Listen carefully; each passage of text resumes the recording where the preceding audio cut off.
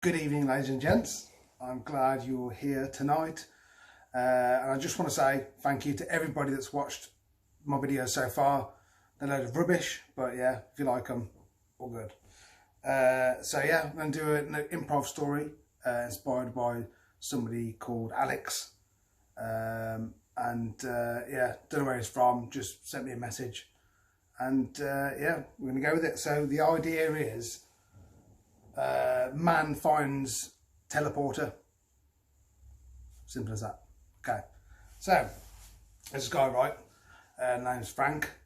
And, you know, he's your average human being, male human being, doing his job and doing his thing. And he actually works at KFC. Does he know the secret recipe? No, he doesn't. But he'd like to know, like we all would. But no, he doesn't. Anyway, so he is now finding out that his pay isn't going up as much as he wanted it to. So it turns out that he's going to look for another job. Okay, so he looks for another job. Excuse me, thirsty. And he gets another job working for Apple. You know, the company that makes all the phones and stuff like that. And do you know what he's got to do? He's got to program apps and shit for Apple. So yeah, that's what he does. And so he's moving on to better pastures. Everything's all good. Oh, sorry, my lighting. I'll sort that out. So yeah, better pastures. Last shift, KFC. All he's got to do is walk to the bins, put the bins out, you know, and then he's done. Gets his stuff, goes home. Brilliant, not a problem. So, you know, you do your normal thing where you put your rubbish away, you know, in the big wheelie bins or whatever. And you have to do recycling as well. So you get these cellophane bags, or these see-through bags, shall I say, full of recycling materials, so cardboard, plastic and shit like that. Yeah. And what's inside is a teleporter.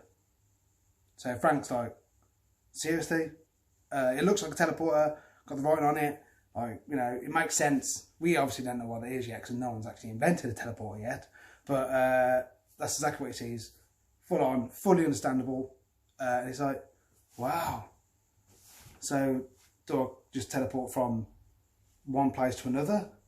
Or what? So he tries it out. So he's currently stood in Worcester car park. You know, by the cathedral. You know, there's a car park around there, I think. And there he is, and he's ready to teleport. So he presses the button, and he appears in Kidderminster. He's literally there by the town crier. You know, 2 minutes up the road is the King and Castle. You know, he's just, you know, I'm now here. Okay, it's pretty freaked out.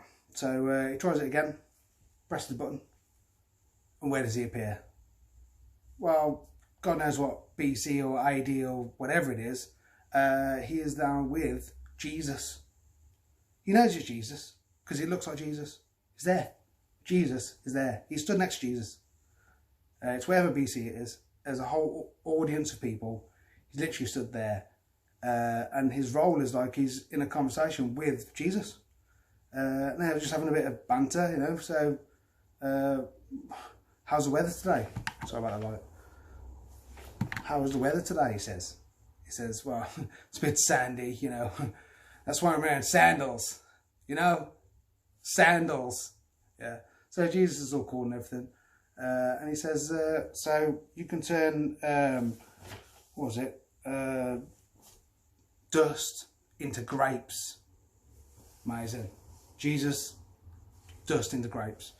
And then, what else does he do? He turns a Sega Saturn into a Sony PlayStation. Amazing. Can you believe it? Completely different. Yeah. And then what else does he do? The last thing he does is suggests that all this stuff is cool, but dinosaurs would be cooler. So there you go. He messes around with the noggin a bit, you know, presses the button and tweaks the, you know, and there he is. In dinosaur land. I say dinosaur land, but just grass and hills, a few rocks and stuff. And instead of humans and buildings, it's grass and rocks and stuff. And dinosaurs. That's it. That's what it was like back then. They took over the world. They were the humans, if you get what I mean. Dinosaurs kicked ass. If only we could communicate with dinosaurs. Anyway, so moving swiftly on. Dinosaurs are all good, and he's just totally blown away by it. No drama happens, you know. He sees a bit of scuffling with a Stegosaurus and a Tyrannosaurus Rex, you know, and Velociraptors with, you know, what they're called, Dilophosauruses or Brachiosauruses, Stegosaurus, some of them. Yeah, it's cool, man. No bother. They ain't bothered. He's a little human. Anyway, so he's like, look, I'd love to stay here, but I haven't really got any, you know, protection to look after myself or anything. So he messes around with the noggin a bit. Sorry about that, folks. To the future. That's better. So, the future. He presses the button, and there he is. He's in a box, like this. Like a box. Just in a box. It's like a glass cover. It's like he's on deep sleep on a spaceship or something. He's there. And he's covered by this glass frontage. These like LED displays, like saying like BPM and stuff like that. And it's like, oh. It's like, where am I? It says, where am I? In front of him on the glass says, you are in current year 2199. And he's like, what? Okay. What is your request, master? He's like, what? I'm your master? Yes. You are my master. You control everything that you desire. Just say the words and it is yours. Seriously? Serious mode activated. What would you like me to attack? That's what it says. He's like, he's obviously a bit shocked. He's a bit confused. But he comes to reality that if this thing's saying what it's saying and he is where he is, then we'll go with it. So he says, disarm all weapons. Disarming all weapons. All weapons disarmed. He's like, bloody hell. What is going on here? Seriously. And then out of nowhere, this alarm bell rings.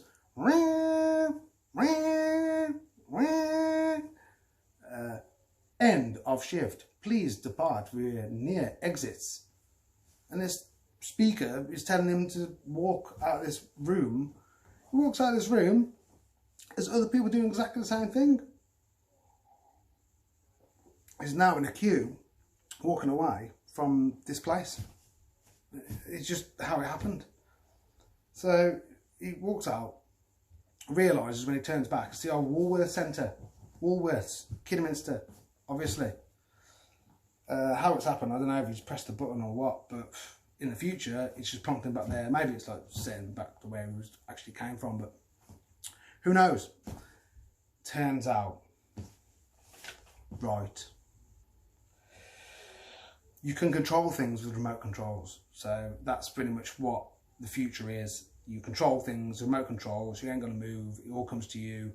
Oh, I'm not gonna exercise, I'm not moving. Nah, press the button, it exercises your body, like, no problem, it sorts you all out, all that shit. It's wicked. Okay, so he gets home. It's weird, it's totally surreal. As soon as he's left the factory, it's just been like normality. He's like, what? But this is like $21.99. That makes no sense. Okay, so he gets home and everything's exactly how he remembered. You know, no problem. His house is the same. It's got the same bedroom. He's got the same like annoying dog. You know, he's just average dude. Works at KFC, changing the dog to Apple, really excited, and he's like, I'm sure something's different. He's like, exactly the same. It's like, no, I'm sure something's different. I'm sure something's different. walks around, looks at everything. Literally, everything's fine. It's like, sits back. He's like, yeah, man, wicked. Everything is sound now. You know, he goes to sleep, everything's sound. He's like, fucking hell, what's going on there? Wakes up in the morning, goes, oh yeah, I need to go to work. Apple, piece of paper, says where he's got to go. Yeah. Goes to get in his car, and to his shock and horror, he worked all his life to earn the money to pay for an Audi A3. For some reason, he just liked it. That's what he wanted. It's not an Audi A3 anymore. It's a Fiat Punto. The end.